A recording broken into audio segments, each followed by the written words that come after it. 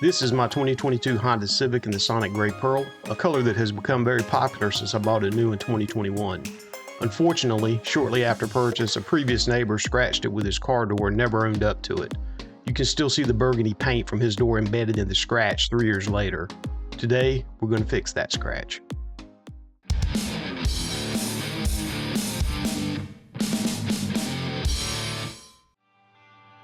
Hello and thank you for joining me today. If this is your first time visiting, I certainly appreciate you giving me this opportunity. Please be sure to check out some of my other videos and see if any of them might be able to help you out.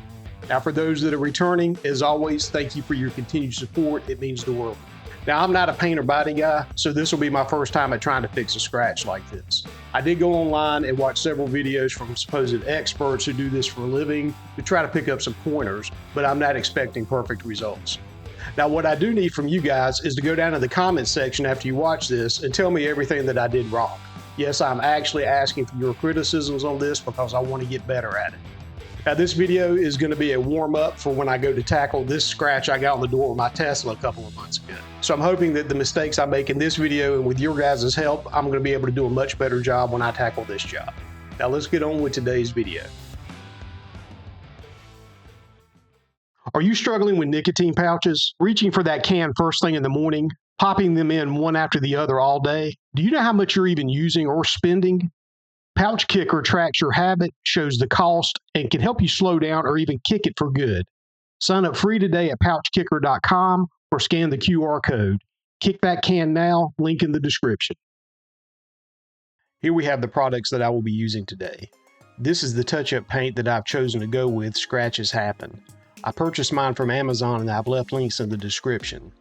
The kits I have here came with the base coat, clear coat, and an assortment of small brushes to apply it with. We will also need wax and grease remover. These two bottles are buffing compound and polish from the chemical guys. And here we have 1000 grit sandpaper as well as a 3000 grit sanding pad. Let's get started. The first step will be to lightly sand the damaged area with 1000 grit sandpaper. The goal here is to remove the loose chips and to feather the edges of the paint so that we have a gentle transition from the touch-up paint to the existing paint.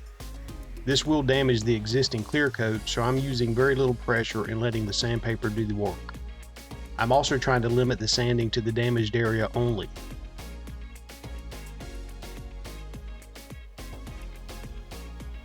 Now I'm going to clean the area with the wax and grease remover.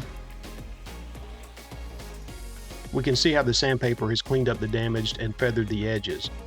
Also note the dulling of the surrounding clear coat. This will be addressed later. Now I'm ready to begin applying the base coat.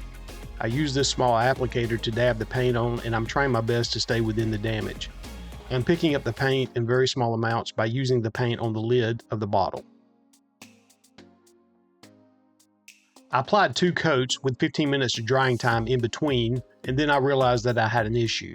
From this angle, you can see that I did not feather the paint enough during the wet sanding, which has left this harsh line. I decided to remove the touch-up paint and do some more wet sanding to get this smoother.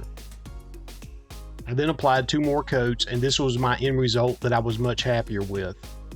After letting the base coat dry for 1 hour, I then began to apply the clear coat. My goal here is to only use enough that is as even as possible with the height of the original clear coat.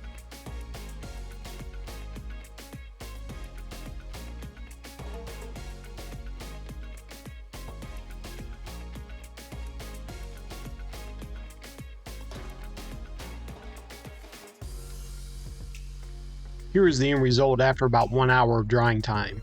The clear is uneven and picking up the shadows, and it is proud of the original coat. I did let this dry overnight, and here is how it looked the following day.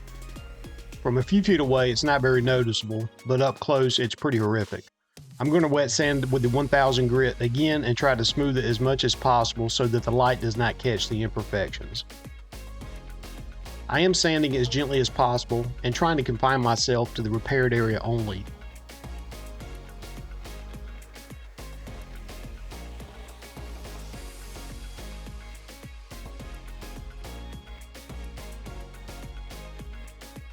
You can see that it is getting much smoother. right up until the point that I sand through and expose the black plastic of the door handle.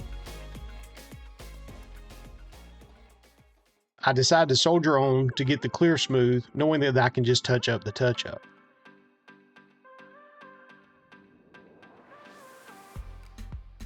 After adding some more paint and clear coat, here is where we are at. Now, I will do the final finish using the dual action polish tool.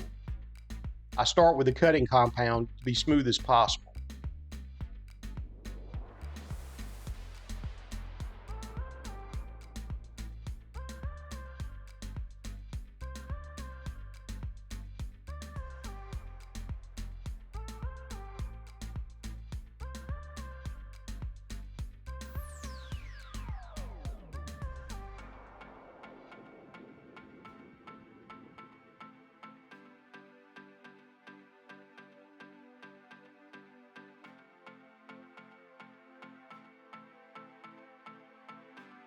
I then move on to the polish for the final step, rinse and repeat.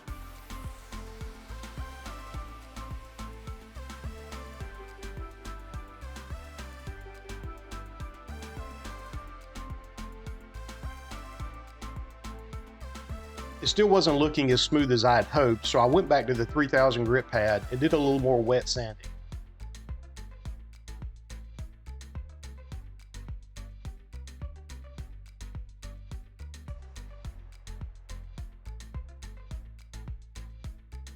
Now here are the before shots again from a few feet away and up close.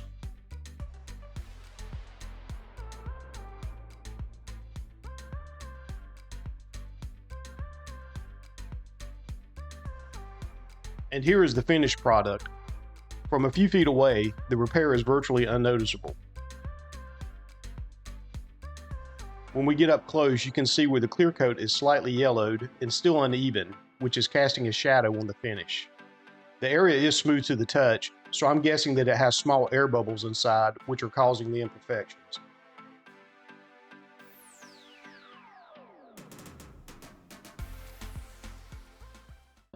So there you have it, guys. That's what I would call adequate, but it is nowhere near perfect.